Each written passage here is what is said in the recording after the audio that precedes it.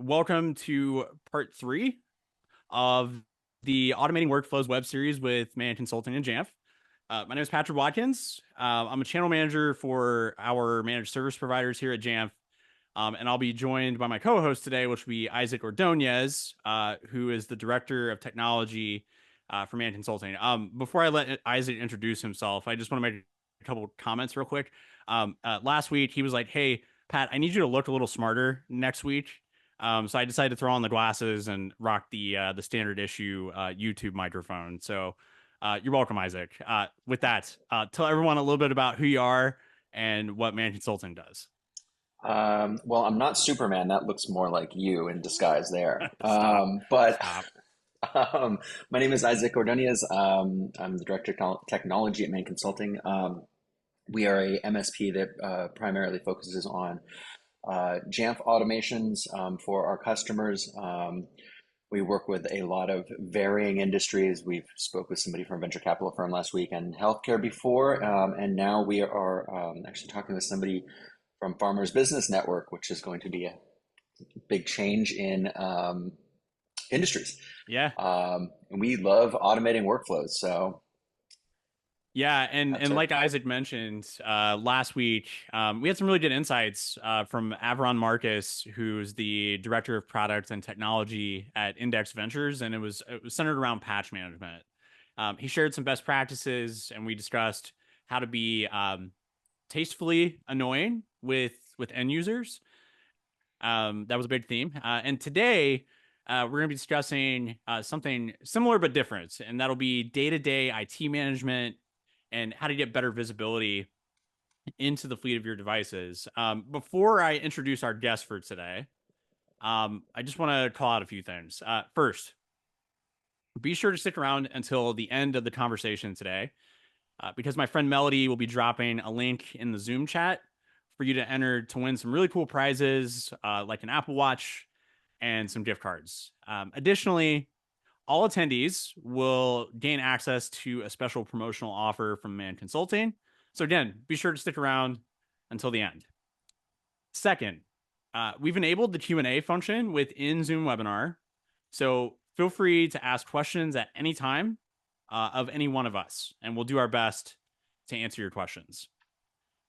Third, I want to thank you all again for attending the session today.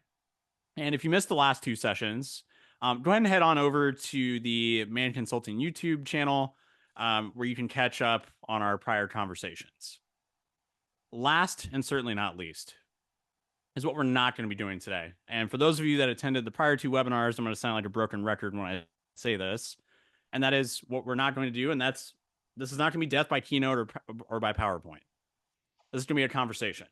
And so with that, I do want to introduce today's guest, who is Ryan Hutchinson. He's manager of IT infrastructure at Farmers Business Network. Ryan, if you don't mind, just tell us a little bit about what you're responsible for and what Farmers Business Network does. Sure. Thank you. And hi to everyone out there in webinar land. Glad you could take a few minutes and jump in with us. As introduced, I'm Ryan Hutchinson. So I have the privilege of leading the team that basically takes care of just about every piece of end user computing that we have at Farmers Business Network. So that's physical devices. It actually is a lot of enablement software. So think your Googles, your Microsofts, your, in this case, right, very, very prescient Mac OS, iOS, you name it. If it's an end user computing service, my team manages it. We're a relatively small outfit. There's a total of 3 of us.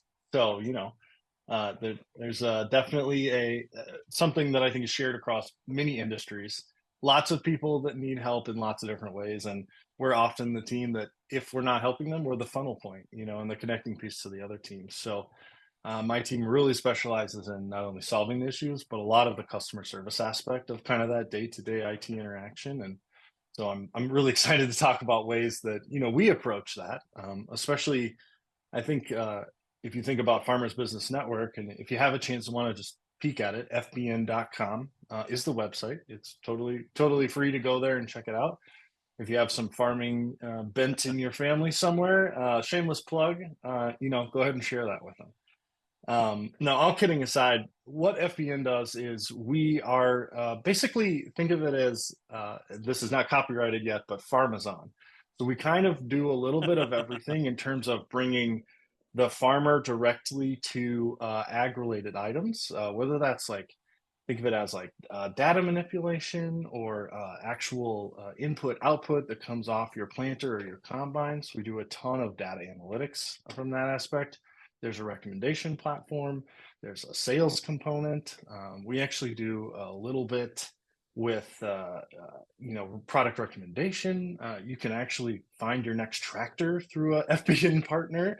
So we really We need to are talk. striving to, yeah, we really are striving to become the connecting point and kind of that almost one stop for most farmers.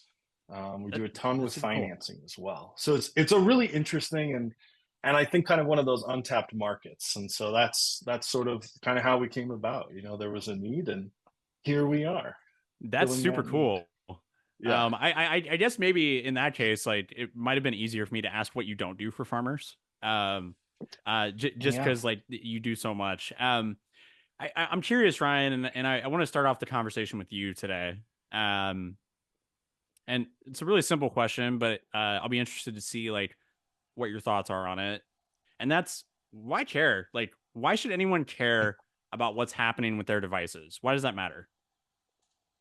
Yeah, that's a great question because I think it's a two-sided answer. So obviously, as the person that helps make sure things work and go at FBN, we care about the state and the condition of everyone's device. So, for example, I'm not enabling, say, a marketing associate to do their job well if they're constantly having to deal with a device that isn't running for one reason or another. They don't have access to the software they need. They are struggling to run updates effectively. Just simply the condition and the quality of the device might not fit or might have aged to a point where it's just simply not useful for them. So, I mean, at a very base answer and really from a philosophical standpoint, one of the things that this team, my team, really strives to do is how are we actually enabling the people that are serving our customers. So it's kind of we enable the people to better serve the end customer. And then, obviously we care about the quality of using the experience. We don't want to put something in front of a user that just simply doesn't work. Conversely, we want to spend wisely, right? So I think Yeah, one of the key components to why do we care? We want to take care of the money we've already invested in devices, services, and software. that makes sense. That makes sense. So since we were talking backstage, if you will, about tractors and how you're gonna help me find my next one. That's right. That just got me to thinking. Like, let's imagine a world where um I work for FBN, and I'm day one on the job. Um, I need my Mac to do said job. Like, what does my onboarding experience look like? Yeah. Um, I'd say one of the key components to FBN is we are a very decentralized. Sorry, it makes me gross a little bit to use that word, but we are a very decentralized company. We have like really sort of the kind of corporate style worker, which I guess I represent one of those. We have true in the field employees, and we have kind of those flexible or hybrid, very customer service based profiles. So we've got really an experience where I would say a good 89 to 90% of the initial onboarding for the device can be done either in the hands of someone backstage, whether that's a tech or someone prepping a device, Yeah, or even in an emergency situation. It can essentially be done, with the user with very little guidance as soon as the device lands in their lap, right, via FedEx or UPS or what have you. Really, the beautiful part of kind of our integration and our setup with Jamf in this case is that I can with confidence know that repeatably I can send a device. It can show up on someone's doorstep as long as they can figure out how to connect it to a network. There is, and I'm sure we'll talk more about this now, there are workflows that will kick in and at least get them at a base level where Yeah. then someone on my team can remote in and kind of tweak some of the finer details and setup pieces. So it's a pretty refined process at this point, and one that we've worked to, I think, craft. And it's funny that Isaac is on this call because initially Imagine that. Isaac was the person that's spent right, yeah, ironic, spent a lot of time helping us crafting and get to that point where it really is kind of almost a drop ship style service. I'm gonna have questions for both of you, and they're different questions. Isaac, I'll come to you with this question in just a second because I'm gonna talk about phishing, and I'll tease what I mean by that. But Ryan, and so like today, pretty refined setup, like for onboarding a new device or a new employee who's just starting. Can you take us down down memory lane a little bit and like just talk a little bit about what it looked like prior to that process being refined?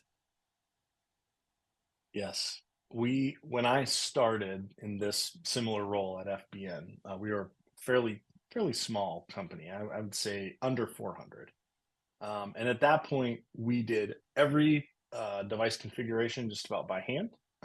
We did have some, I think, MSP services, through Mann, and it was connected to Jamf, but really the majority of devices were essentially set on a bench. They were wiped, restored, and then would wait for, okay, is it up yet? And then you go through I'm categorically installing a bunch of things. So pretty manageable when you're doing 6 to 8 of those a week. But I will tell you, then about 2 years into my employment, we hit, I think, what a lot of people saw, sort of that rocket ship scaling. Yep. And we went from about 400 people to 600, and then to 800, and really at FBN's height we had almost 1,200 employees. And so it just simply was not sustainable, right? It becomes a very, very difficult task when you have limited resources to be able to sit down and literally just manually install everything. So kind of naturally and organically, we started searching for, well, what else is out there, right? And Yeah. in full transparency, one of the games that I like to play as an IT manager is I love to go out and schedule calls with all kinds of vendor and platform teams. Tell me about your product, right? What do you love that it does? What do you hate that it does? Like, help me as essentially the service owner for all these things understand what it is that's maybe new or pushing a boundary. And so one of the things that we found is, there were a lot of organizations and a lot of companies starting to go, well, we really want to take the burden off that onboarding process. And so Yeah. it was kind of a natural organic thing.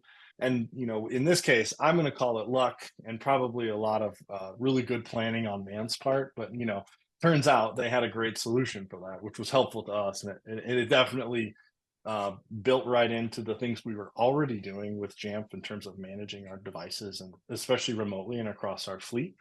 And once we were able to kind of get that working on a couple of prototypes and playing with it, it kind of naturally just continued to build. And one of the things I will credit Mann for is the iteration level of kind of some of their workflows has been extremely helpful, and it's kind of grown with us, which I really appreciate. That's cool. Because certainly going from the one of the guys who was, guys and gals who were literally installing things, and I mean, I can think of conference rooms full of, at one point we were hiring 20 to 25 people a week. And, I remember walking into a conference room that usually had some sort of meeting in it. And no, instead it was 14 computers and two of my team, standing around clicking buttons. So to not do that now is a godsend, because I think it takes a lot of that day to day, I would say, things that rob you of being able to really create a good operational model. It really takes that and kind of puts that burden on automation. And it's something you can check up on as opposed to Yeah. having to sink your time into. It's also kind of amazing that teams of three can, mass deploy. And I mean, I remember back, Yeah. if you go back 10 or 15 years ago, before a lot of these tools existed, if you were a small shop with 30 employees, one of them was probably a full-time IT person. And Mhm. you double that headcount every 50 people, right? And now you can really scale it and just automate a lot of the processes. Well, Yeah, I yeah, think to some of my previous employment, I worked in FiTech, financial technology and banking, and the size and amount of IT teams that support that industry, and obviously it's really highly regulated, so they're a little bit of different, similar to the healthcare discussion, that you guys had a couple of weeks ago. Um, but still, that even that is starting automation is starting to slip into those areas. And we're just noticing, like, I have some colleagues who I still touch base with, and they're like, yeah, I actually finally figured out a much better way to automate, my windows, et cetera, blah, blah, blah, blah, blah. And so, like, just in general, the kind of that trend across, I think the industry is seeping into all areas. And I yeah. enjoy being on a little bit of the forefront of it, but yeah, It's fun. I think it's a great experience for sure. Yeah. And that just got me to thinking. So, obviously, again, and correct me if I'm wrong, Ryan, but like, what changed the game, in terms of making that whole setup and deployment process easier was just deepening your relationship with Mann. Because they were able to bring some cool stuff to the table. And Isaac, if you don't mind, like, can you just talk a little bit about, some of the things that you're doing to automate, that enrollment and setup? Yeah, I mean, for us, as a Jamf MSP and as seeing all these Jamf instances for multiple customers, we started to notice trends. And this actually went back to when we were integrators as well, doing jump starts, was during the integrator process, we would always show, here's how you deploy Chrome, here's how you deploy Slack, and this like constant doing the same thing over and over again. So we started to see a need and a pattern of, well, why don't we make these things modular and make them so that one size could fit all, and we can just snap in modules into our deployment workflow really quickly, and then have those modules also do other things like handle patching instead of just installation. And then also handle the configuration of that app kind of as another module. Um, so we took a lot of time, and then we also decided, like as you mentioned before, like phishing, not with a P, but with an F. With an F. With an F was like, in some scenarios we would have customers where their users were standard users, right? They weren't admins. So going to install applications, like, do they need a copy of Postman? Here it is. Do they no longer want that copy of Postman? Here's how you remove it. Um, Making self-service kind of full and rich. And you saw here, like this things in gray, like GitHub Desktop. We now go in and create an uninstall workflow to allow them to revert a change. Um, and kind of scaling that was really fun. We made XML files for everything, and we kind of, Ryan asks for Hammerspoon, and we click a button on the back end, and Ryan now has an entire Hammerspoon installation. It is either part of his deployment or self-service, and it's just kind of ready and modular. Yeah. Yeah, and And sorry, Ryan, I was just gonna say, I think, one other thing that I just want to make note of, like, obviously you're automating a lot of stuff, but Ryan, like, when Isaac talks about teaching folks to fish, like, what does that mean for you? Yeah, exactly. That's part of what I was going to kind of dovetail into. So I Perfect. think one classic, and if you work in IT anything, this will ring true for you. One thing we've done as an IT industry is we've created a lot of helpless users, right? Yeah, unintentionally or intentionally at times. And so when I like that idea of teaching a person to fish, right?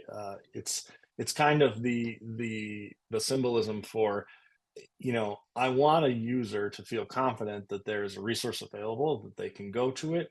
They can, in this case, click a button and repeatedly get some kind of function to work for them. Again, that kind of ties back into a lot of my team's philosophy of how do we really enable those users or create an environment in which those users are really enabled to do their work well, and not have technology be a hurdle. Well, as an industry, I think, we a lot of times have created so many rules and schemes and ways to like lock out the user or stop the user, almost in a self-protectionism kind of function, but then we don't often create a really easy path for them to just get the thing done, and I think more I work in IT, the more I value working with partners who go, let's give people a clear path to actually get the thing done that they're asking for. And so teaching someone to fish is simply having a repeatable process that actually benefits them and doesn't add another hurdle. Because I think then what you create your worst nightmare as an IT person. I'm scared to install this update that this thing tells me I need to do, even though it says it's okay, right? I mean, it becomes Yeah. a total fear-based response instead of oh, this is the workflow that I'm used to using.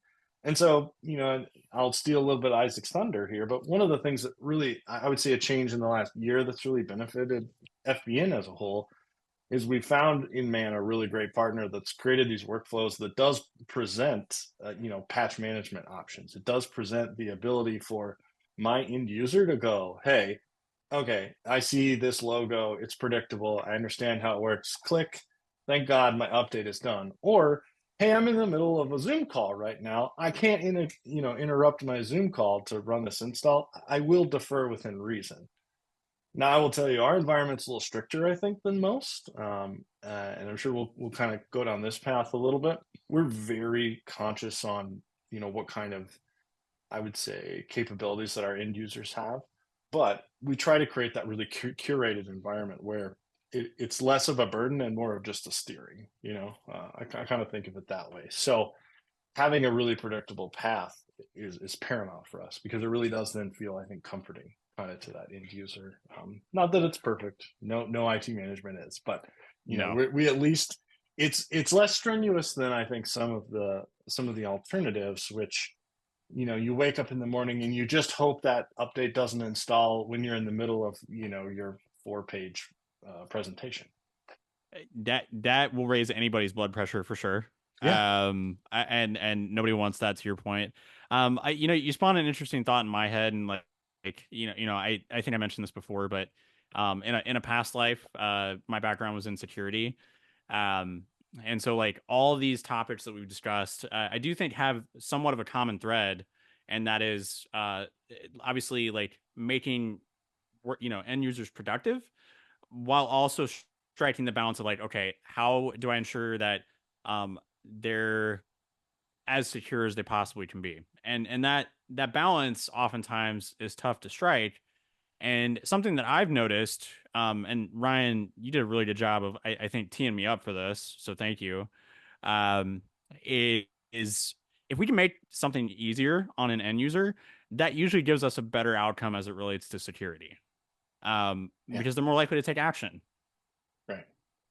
So full confession, I wear a lot of hats here, right? My title might say infrastructure, but in reality, I'm probably also one of the lead security engineers. I also do a lot of GRC, so governance, regulation, policy writing, that sort of thing. And so I can tell you with my multicolored hat, one of the things that is the death of a really great security idea is creativity. And what I mean by that is if you like really try to restrict and lock down and hold people to a point where there's not only is the path not clear, but it's also extremely like dark and gloomy, people are going to get creative on you. And another classic IT issue that sort of has spawned out of the years, and especially in the startup world, we see this more commonly, is that shadow IT. And I need a Yep. Google account that has access to, you name it, right? BigQuery, and I need it right now because we're developing this product and I need to be able to,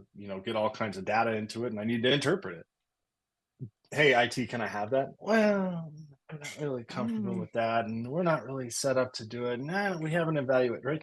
That's an issue. That's a major challenge. And so I think one of the things that we've been successful at FBN is we've over the past couple of years, especially, we've tried to create these very clear pathways, and again, really predictable things. And like Isaac said, when we need something new and it's something that the Mann team can help us with, we are not shy in reaching out and we say, hey.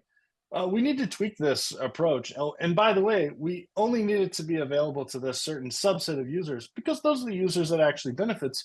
We don't need to advertise it to everybody, right? It's a little bit of misdirection, Makes sense. sort of a deal.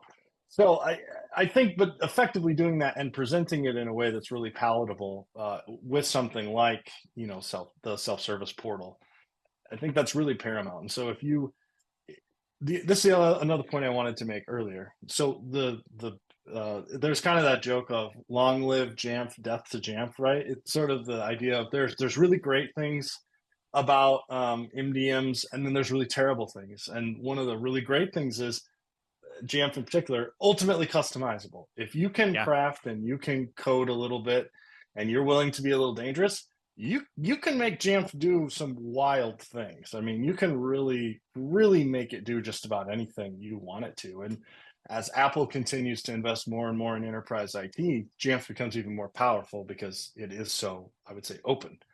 The flip side of that is you need experience, or you need someone on staff who can do that for you. And I will tell you from my point of view, we just don't have that. We have that capability. We don't have that time availability. And so that's where kind of Mm. the partnerships of, if you're currently a Jamf customer, you've got to find yourself a partner that can help augment, just simply your own time, and has experience doing that for a ton of other people, because it opens up this pathway like self-service, which is ultimately going to make your end users experience like that much better, because you're giving them a clear path forward to do.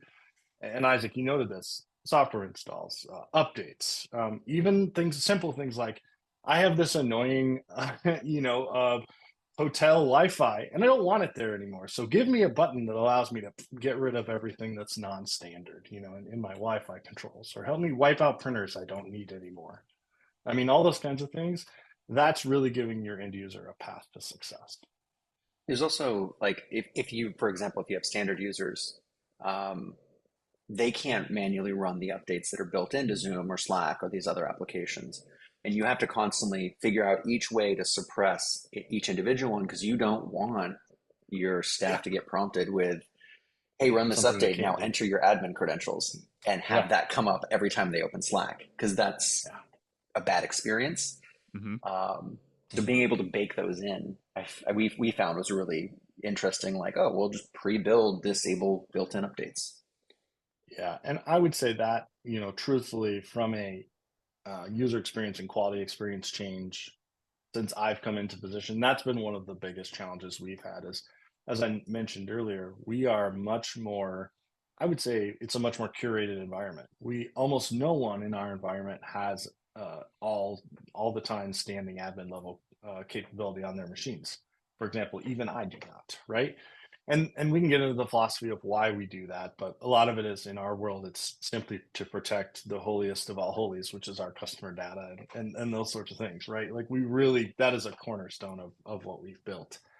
But inherently in the Mac world, that there is a challenge with that in Mac and iOS, and it is and really, iPad OS too now. Not having that admin level capability to just install the thing that needs to be installed, that's a real hurdle. And so, we've and Isaac and I have had a lot of discussion about this over the years. Well, how do we make it a good experience, and how can I, was there a way for me to, like, sort of temporarily give admin? And look, to Mann and to Jamf's credit, there are things that, I like the advice we get, and there are just certainly times where I've gone, I appreciate your advice and your guidance. I'm dangerous and intelligent enough to make this decision. I understand the risk, and so, like, in our world, we actually have an elevate to admin prompt now that we've baked into our self service.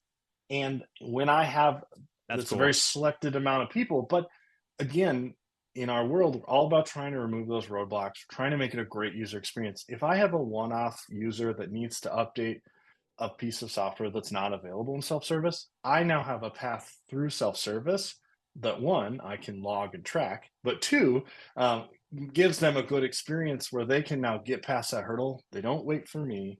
They don't wait for someone on my team to respond. They don't wait for an extra approval. The people that have earned that level of trust, we've given it to them. And so I think that's a really cool kind of outcome that we did on our own, but I think it's kind of a unique function in terms of how we enable that, which is through self-service. Every customer size we found is different, even if they're the Yeah. same industry or like the same footprint. Everybody has like a slight. Some people are all admins and developers. Some people are all standard users and Mhm. developers. And in this Mhm. scenario, if you look at the screenshot, the amount of developer tools that we've had to self-service because we have orgs that have so many developers that are not admins. I mean, trying to find that balance of I need OS level access to do my job, but I can't get that because of my job has always been kind of this interesting challenge where we have to formulate each app itself. Yeah. Yeah, Yeah. a really specific example of that is Xcode, and then all the components that go into that. I mean, obviously, our developers make heavy use of Xcode, yeah, and many of its extensions and functions, and that was a particularly like a valuable tool that we asked you guys to partner with us and help build out that process, and that was, I mean, that's taken a ton of headaches off our plate for sure. Yeah. And one interesting thing, again, y'all got the wheels turning in my head with this conversation, and I've just thought about like all the conversations I've had over the last few years where, maybe you're an organization that, you know, has some employees that want to adopt Apple technology into their business. But like a lot of times, um, maybe you offer that as a choice and they receive their Mac and they're like, the experience on this stinks. And it's because those devices just aren't properly being managed because if you're talking to folks who, and Ryan, I think you made this point earlier, if you're talking to folks who don't understand Apple, don't understand Jamf, um, then you can quickly ruin that user experience because they're like, this is so locked down, I don't even want to use it. Whereas, again, if we teach folks to fish, give them a clear path, like you said, Ryan, like that solves all of that. Well, I think so much of the day to day, really going back to the theme of our webinar today, so much of the day to day IT management, there's a behavioral component to it, right? And I think many teams underestimate the change management of even introducing a new feature, right? And so I think one of the keys of obviously really good day to day management is trying to anticipate that and kind of learning that flow, and again, like we keep coming back to this, but having a predictable way to deploy some kind of change, again, that's just another path that's going to make acceptance of that change, I think, an even higher, an even higher adoption level, and ultimately, as we teach people to fish, I mean, that's one of the best things we can do is kind of create some of those almost self-serve uh, problem resolutions. I mean, I think that's a really, if we go old school ITIL, right? I'd like to manage a few incidents before they become a problem. Yeah, there's also something you brought up, Pat, was kind of this like you get a machine that's too locked down and you can't do anything and there's no guidance. There's the opposite. And so, like, whenever my wife has started a new job or anything, or a friend has started a new job, I always go look at the laptop real fast to kind of see what they're doing. And there's another scenario which is like you're put in front of a pond full of fish and you have no tools. There's no fishing pole, there's Yeah. no net, there's no nothing. And there's like this weird Google Doc with funny screenshots that tell you how to set up VPN. Then they're missing steps. I think that's also an important kind of other side of the coin is um, organizations that don't know Macs, but they just kind of send them out and wish for the best with either no device Yeah. management or very little. And then they expect the user to just figure it out. Here, you have to go install Chrome yourself. Good Um, luck. Good yeah, luck. go Best of luck fish. to you. Also, you're not an admin, so figure out how that Yeah. that, Yeah. that's a good point. Ryan, I was thinking about this many colored hat that you wear.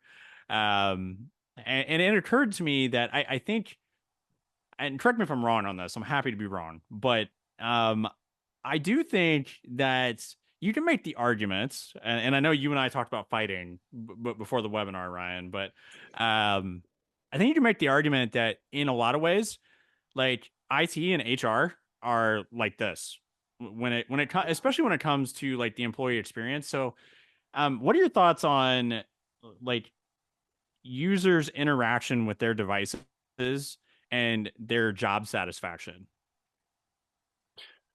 So I think an interesting. I'll tell you this. You're spot on, and we did not discuss this beforehand. So you're spot on in the fact that two of my closest partners are IT and the legal team, and simply because we all kind of operate in that same sphere. And one of the unique challenges to a shared service, right? And I think you can kind of maybe the like AP teams, anyone who handles your finances, kind of similar. You really are one of the parts of the org that serve everyone else. Where a lot of times when you look at the sales team, they have a very specific function within the sales team, right? And it's typically to interact with customer. Same way with like CX or customer service, right? Well, things like IT, legal, HR, shared services, truly you touch every part of the organization. And so one of the learnings that I've had, especially kind of working now FBN as more of the startup model versus maybe some of the more corporatized jobs that I've had, is Yeah, satisfaction within your first couple weeks paramount to whether or not you believe the company upholds their own ideals and whether or not you stay with that job like I makes don't sense. necessarily have facts and figures behind it, but I can tell you based on a lot of the onboarding experiences that I've had, I often can get off that call and go, they might be with us for a long time. Or, there are times where I've You turned kind of around know. and gone, hey, HR partner, like I would spend some time with this person, try to help them figure out what their stumbling block is. And truthfully, like at one point in FBN's journey, I probably onboarded 50% of the company, and that's not an exaggeration. So as one of the first touch points for 600 people at FBN, I really did have almost this HR function. And so it was absolutely necessary that I could rely on a technology stack that would repeatably get through the onboarding process and enable people to do that onboarding in kind of an experiential way. That's obviously changed, a little bit, but there was a Yeah, time where that was a paramount importance. So we've taken those learnings and we've tried to pour them into the at home experience, which is a little less hands on guided, but definitely still it's a huge component as to the level of frustration I think that an employee experiences within their first even couple hours. well said. Dude, put that on a billboard somewhere. Like, Yeah. put that on a billboard. That's a really good point, and that's something that struck me because like you wouldn't at face value you wouldn't necessarily think, okay, the IT team um sort of is like an arm of HR in a way. Like you just wouldn't tie those two together at face value. But especially with the way we're working now, like you that is a hat you wear if you're in IT, whether you like it or not. Mhm. As an external contractor, typically we fall under the the COO's team in operations. That is a very common where we get brought in and then sometimes we get moved over to CTO once the company grows. But operations and IT are definitely Yeah. very married. Yeah. Yeah. So basically what Ryan's telling us is that he's like the most popular person at FBN. More or least. It just depends on what my last answer was, I think. It just depends on the day. I feel That's you right. there, Ryan. I feel you there. Um, I guess Isaac, one thing for you, as we're working on wrapping up, Yep. uh, um, you know, one other thing that we've talked a lot about is the idea of proving it. So like when it comes to um, working with FBN, for example, like Mhm. can you just share a little bit about some of the tools that you're using to help, show Ryan and team like, hey, the device fleet is healthy, it's acting as it should. Like, can you just talk and share a little bit about that? So glad you asked. I accidentally have a slide for this. I don't. Oh, go figure. That's how did you know? One of the things in the past couple webinars we have talked about kind of proving your work, right? And one of the things for day-to-day IT that we decided we wanted to prove was some of these tasks that aren't security based or really IT based, but are kind of operational based for IT. For example, hardware lifecycle, right? So show me the computers that are not going to run Sequoia when Sequoia comes out sometime later this year, Mm. and start to give customers an indication of, hey, by summer you should probably retire these. I know that Apple will release updates for N-2, as people call it, but those are security only and not feature fixes. So there's currently a lot of MDM bugs in Ventura that prevent things from working correctly that will never be fixed in Ventura. They will only be fixed in Sonoma. So this kind of, pushing the ball forward is definitely something that helps IT just work. A couple of other things that we end up doing is we take this data, pull it out to an external source, process it, and show active machines. But things like, do you have two MDM profiles deployed to a computer that have the same key but a different value? So true and false is being told to the computer at the same time. It may choose what to do differently. Um, Other things like, are the computers properly communicating with Apple? Like trying to figure out why a machine doesn't have security software loaded and then taking hours to dig into that computer and then realizing it's not communicating with Apple, and that's the reason, is something that probably should be up in front. So a lot of times what we'll do is we'll bring this and then we'll kind of send out little reports to Cool. IT teams to say like, hey, here's a list of machines that probably are violating this. They need to be looked at, replaced. Here's some quick bite size, and we'll do those on a recurring basis so that it's not an avalanche. Um, I'm assuming these have been helpful to you, Ryan, that our team will randomly put these out.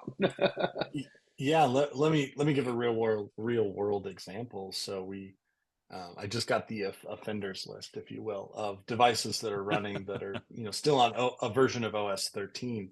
And even though like I looked at that list and there's four of them, which thank God, but I looked at those and I at least have in a perfect world I could tell you where all those devices are and why they're on that. So even if it's not an actionable thing to do, it is still good to have that information in front of you. Conversely, about I would say 4 months ago, we had a little bit of a situation with Microsoft Defender and how it was being deployed and kind of the install process. And we were able to use some of the reporting and then also just some of the workflow features that are baked into our Jamf console to kind of diagnose, oh, it is actually basically reinstalling itself. And so that was causing some other disruptions and some kind of goofiness, particularly related to network connections. But being able to like have those different pieces and put them together was really a much faster way to the solution than trying to get someone's machine in the Bay Area, get it in, try to observe it, or remote into it and hope that I kind of see the occurrence, right? That's knucklehead stuff, or simply like pouring through the logs. It's like, well, I can sit and go through these verbose logs and, in January, I'll wake up and maybe know what the problem is. So again, all these like data points very helpful because you can kind of get to some of those what I call knucklehead problems, right? It's not blowing up anyone's universe, but it's detracting from that user experience, and so you got to address them because it restores faith in your IT, for your organization because you're willing to address those things that are minor issues, but day-to-day pains, and Yeah. so I think that's when you have these multiple data points like the report card, like some of the nudging that like in your example that Kane gives us or you give us, super helpful because it certainly helps point us, sometimes helps prioritize too a little bit, which is always a benefit when you have a small Yeah. team. Some of those one or two, people that are in violations, quote unquote, they could be having a bad experience and you just kind of don't know it, Right. and they're suffering in silence. They're silently There's, suffering. Yeah, exactly. yeah. So you can really pull out you can kind of pull on a thread and then find something behind it. It's been helpful. Yeah. Yeah. And I think if we had to put a theme on this, like if you can make the life of an end user easier and make them happier, your life is easier and happier. And Ryan, y'all have done a great job of that.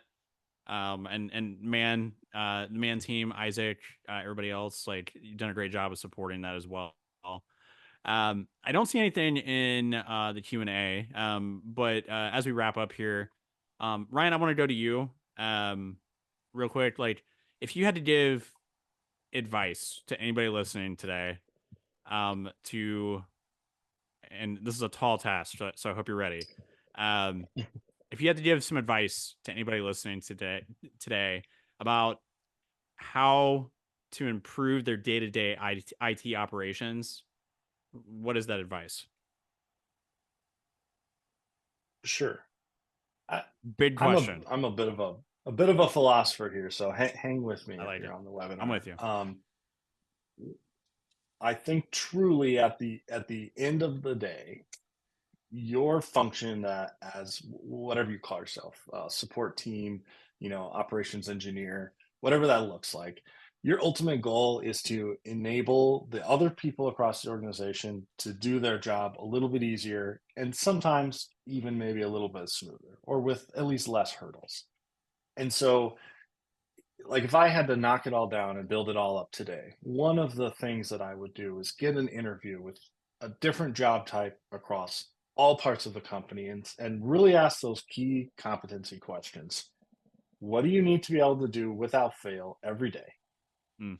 And what are the kinds of things that you're willing to have a little bit of, I won't say roadblock, but what are the things you're willing to ask for repeatedly? And then what are the things that you can live without? Because I think in those three questions, you very quickly learn your priorities. I think you very quickly learn opportunities to automate. And I think you very quickly learn opportunities to let go. I think then you need to find a tool that supports that. And your mileage may vary, right? Some people like we're a very, I think, kind of niche organization in that a lot of my users are not highly technical people. A lot of them, they get a MacBook and they go, I What don't, is this? how do you spell Mac OS, right? I mean, and you can laugh about that, but they see the single touchpad and they kind of go, where are my mouse buttons, Yeah. And that's okay, because I think, again, in creating a smooth pathway, in enabling them to do those two areas, right? So the things they have to have and the things that they are okay with a little resistance in doing, that you can hopefully automate over time. I think in those two areas, if you can bring that to them and say, hey, look, I heard you, and here's what we've done to improve it, that's going to win you a ton of good favor within your organization. But also, what a tool, some kind of MDM tool, some kind of management tool then allows you to do is keep that running smoothly. Because then that's the other side of the coin is, how can I do those things? How can I honor those requests? But I still need to maintain the high level of service and the high quality of functionality across my fleet. And again, I can only speak to really my experience, but I kind of have had an interesting career in that I've been able to be in some very corporate areas and then also some very very startup sort of levels. And I'll tell you, like, when I've worked in school districts, things are a little bit more regimented because it's a school Oh, yeah. district, and so you can use a tool like Jamf, for example, to meet those needs, but you can also use it in kind of a startup way, and we can make things more available and more flexible, and we can add features and we can give people more or less capability just through the click of a button. So I mean, I would advise you, ask those questions, meet with those people, find a way where you can then keep that running smoothly, and then, find a tool that allows you to be flexible and to grow, and if you can find a great partner along the way, like, major plug for Mann there, obviously, but some kind of partner that helps support you if you don't have all of that time and capability within your own staff, I think you'll be in a pretty good position. Um, and so that's, again, if I had to build it all over again, that's probably the approach I would take. Uh, Ryan, mic drop. And I can literally do that today. I can literally do that today. So thank you, and very well put. Very well put.